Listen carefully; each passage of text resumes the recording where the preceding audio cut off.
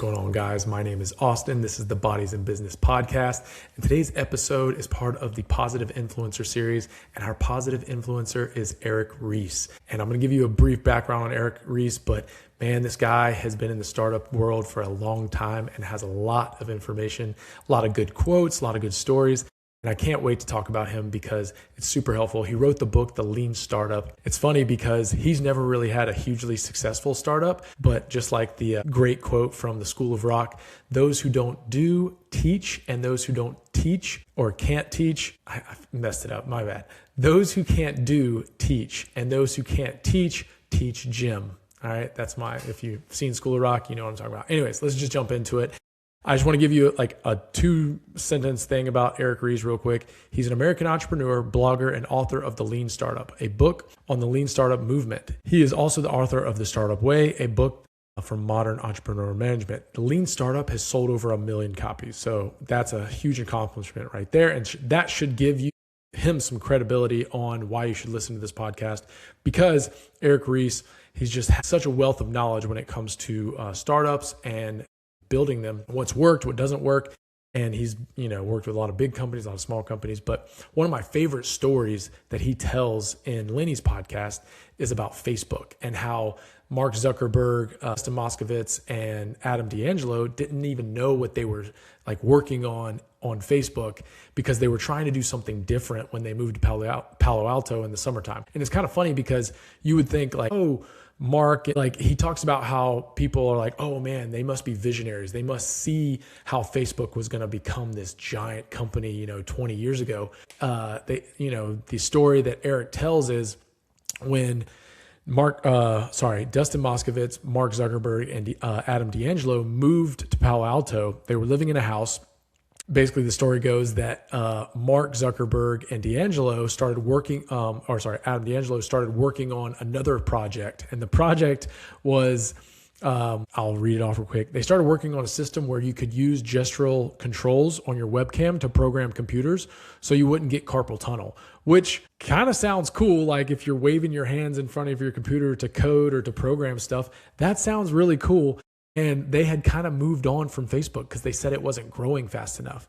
And if it wasn't for Dustin Moskovitz, who apparently kept working on Facebook and had to learn how to code in order to keep up with the demand from schools wanting to bring Facebook to their campus, then Facebook may not be a thing. And that's the whole point of this, guys, is that we don't always know what's going to be a huge success and what's going to go just crumbling down in the ground and you'll never hear about it again. So I love that story because the people that were building Facebook didn't even realize how big Facebook was going to be. So you don't always know how big something's going to be, and you don't always know if something's going to, end and you won't be working on it anymore.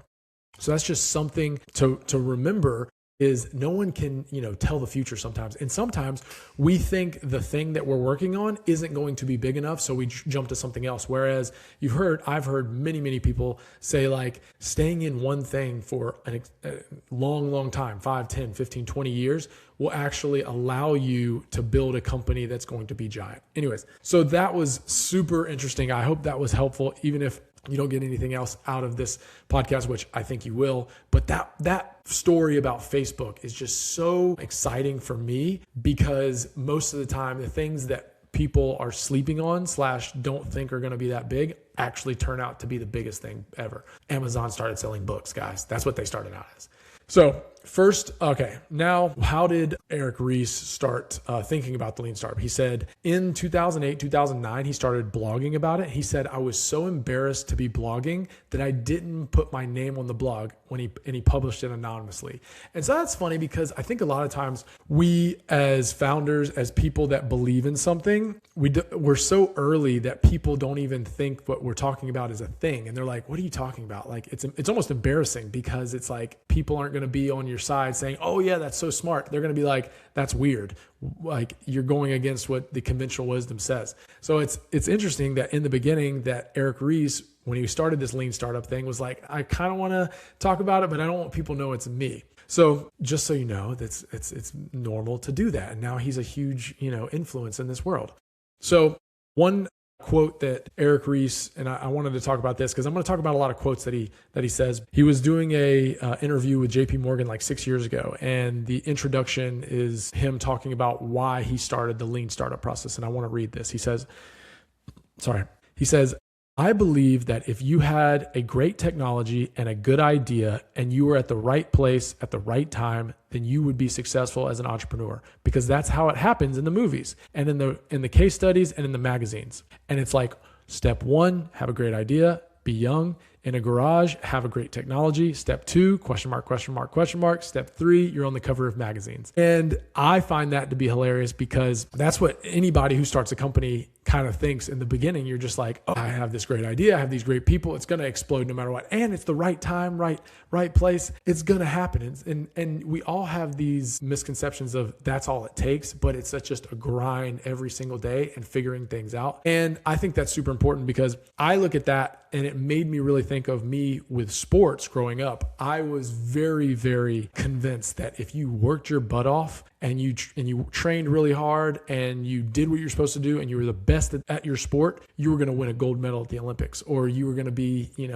in the pros. And I, after injuries, after not making teams, after getting basically forced out in the sense of like my body not being able to keep up with the demand that it takes to be at a high level, figured out that it's just not always the case. Like I remember in high school, I thought I was the best quarterback to play. And this is going back. I'm just giving you examples. I thought I was the best quarterback to play to start at quarterback, but I didn't get the chance to do it. I thought this is an interesting one, but Legion baseball. And I'm telling you these stories because this is where I have felt like in sports, I have been at the top of my game. I've been in the right place at the right time and haven't gotten the opportunity. When I was a freshman at the academy, I wanted to play this slot position Z at the academy. And there was only I don't think there was almost anybody going up to the academy except me that played Z as a freshman. And I was like, oh man. And they only had like one or two, and there were a couple people graduating. So I was like, man, I might even get an opportunity to play varsity.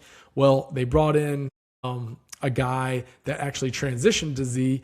And I know this is a little bit in the weeds, but I thought I was at the right place in the right time a lot of times with sports. And that's the whole point I'm talking about. And it just didn't work out. It didn't pan out. And that being injuries or just people picking other people they thought were better than me or just not being a good fit. Just things happen and you just can't explain them sometimes. And so that's what I just want you to know is like being in the right place at the right time and having the capability doesn't always mean you're going to succeed the way you want to succeed. But if you keep persevering over time and you keep doing the thing you want to do, then sometimes it works out. Like I think Fly Bodies is a testament to me being able to push through and continue to do that stuff. So here we are. Another part of his dialogue with Eric Ries and the JP Morgan guy was, I kept having the experience over and over again, doing everything like it says and you're supposed to do, following the management best practices, doing everything right and having the result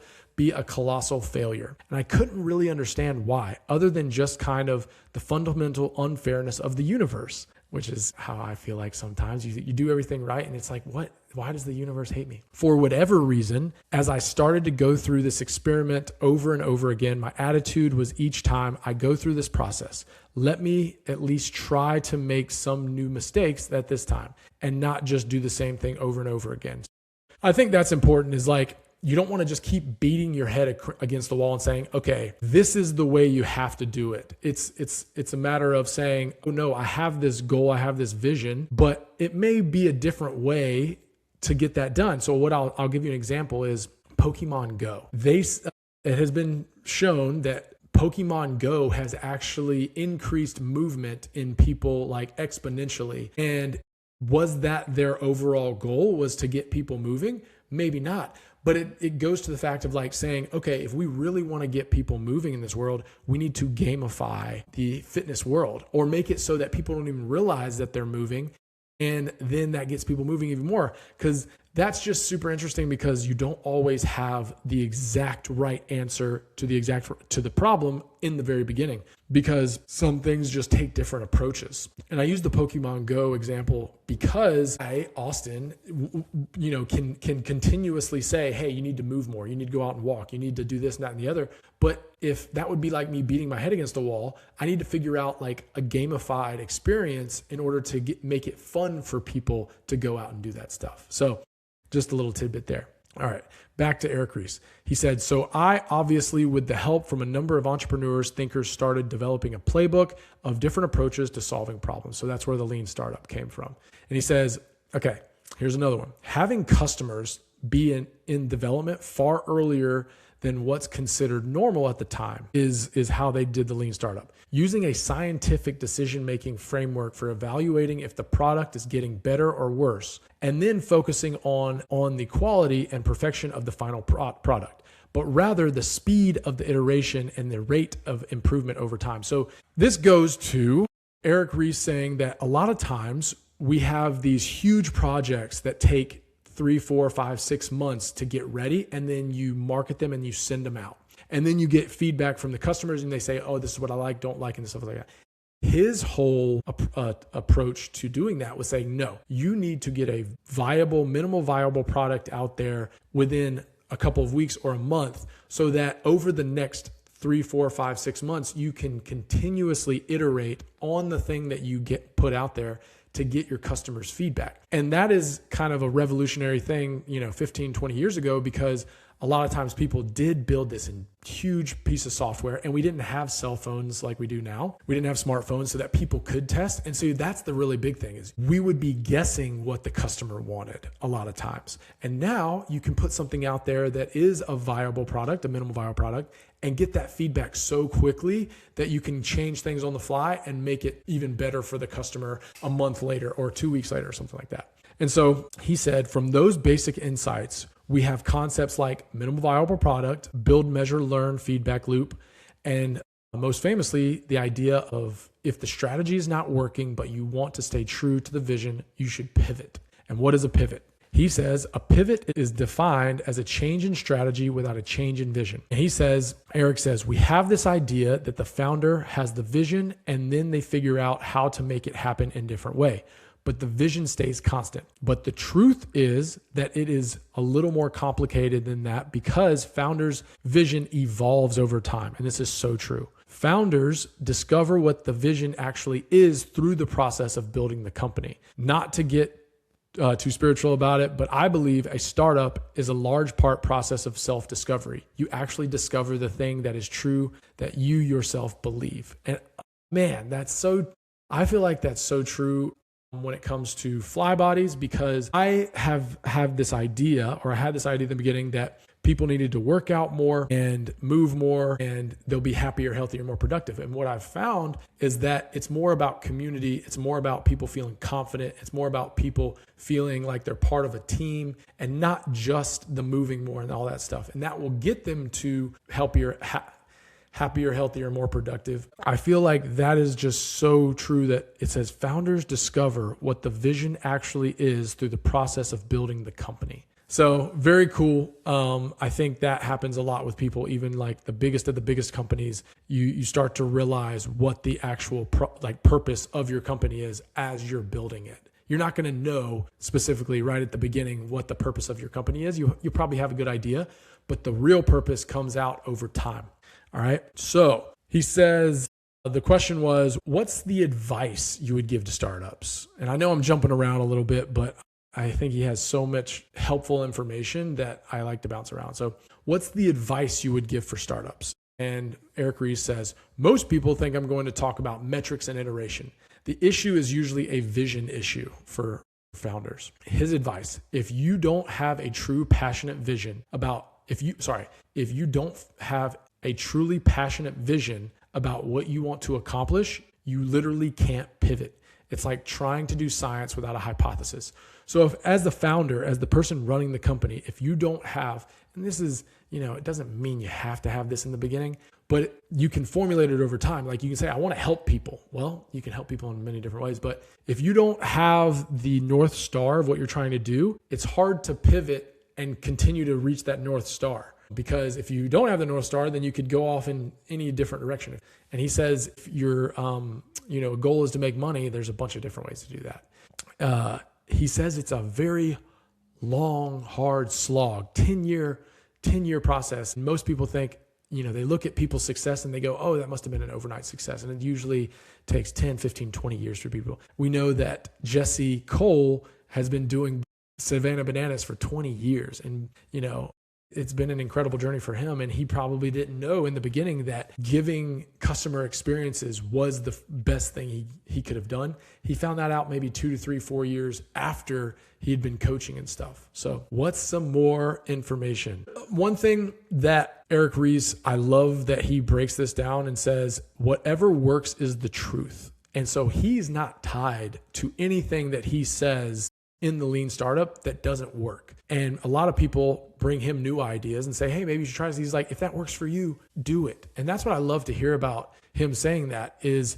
he doesn't say, nope, lean startup is the way to go. You have to use that if you want to be a successful startup. He's like, no, if you know a better way, use that better way. And if you're using some of the principles from the lean startup, I love it. That's great. So I'm keep bouncing around here. What's another one? What are the demands of the customers in your market?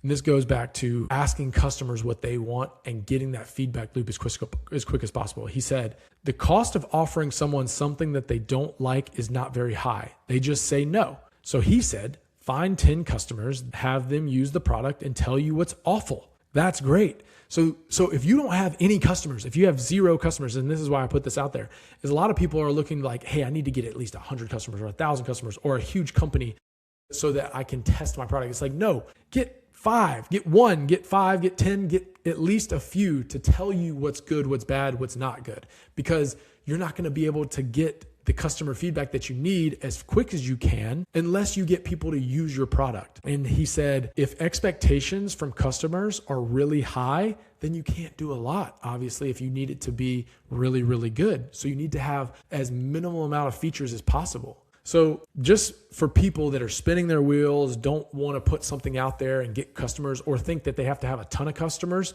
to try something out, you're spinning your wheels. Get customers that want to use your product. I remember when we first started our challenges, we got my parents, we got my friends, we got family members, we got anybody who could use the app, the FlyFit app, to use it because we wanted to get the feedback and just see if people could even sign in. Right? Like the minimal thing is we ran into issues of people signing in. And then we were like, okay, now what does the leaderboard look like? Now, how can we communicate with each other? All these things came later, but you need throughout every part of the process, you need customer feedback. You need to understand what's going well, what's not going well, so you can make changes and make it better. Some powerful quotes that I thought were really, really good. And I'm not going to go into them too much, but here's one. The power of software is only limited by the quality of your imagination. Here's another one. The path to innovation and breakthroughs is not through technology itself. It's usually the application of technology to some problem domain that has been historically underserved, and it requires some level of insight about the underlying thing you were trying to solve. And I really think about this when it comes to like Uber using apps to get riders and drivers and stuff like that, Airbnb using an app for people to book places, FlyFit using a documentation process or using the ability to do challenges for people to be in one app. Using technology to serve an underserved area is the name of the game. I like pairing the physical with the digital and technology and marrying the two because I think that's super helpful. All right. He said, here's another one. Management transformation precedes digital transformation or it doesn't work. Meaning your managers have to be on board with lean startup practices in order for those practices to actually take effect and build great technology. Like you have to be willing to do the short iterations over a long period of time rather than the big 6-month long thing, or it's not going to work. Like management has to believe in the iteration process, the quick iteration process.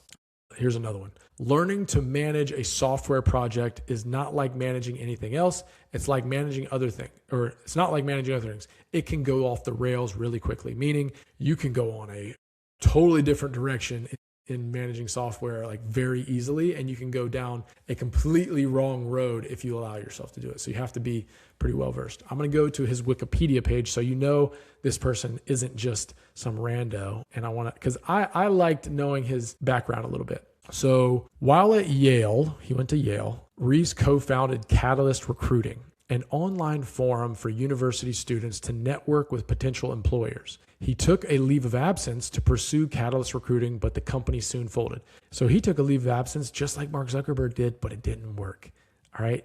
So then he even said, he tells the story of having to come back to college and saying, you know what, my startup didn't work. I'm going to finish college and then go do something else. So he actually didn't create Facebook and had to come back to college, which is fine. Some people, it happens to probably 95% of people in startups. After graduating, Ries moved to Silicon Valley in 2001 as a software engineer with Their Inc.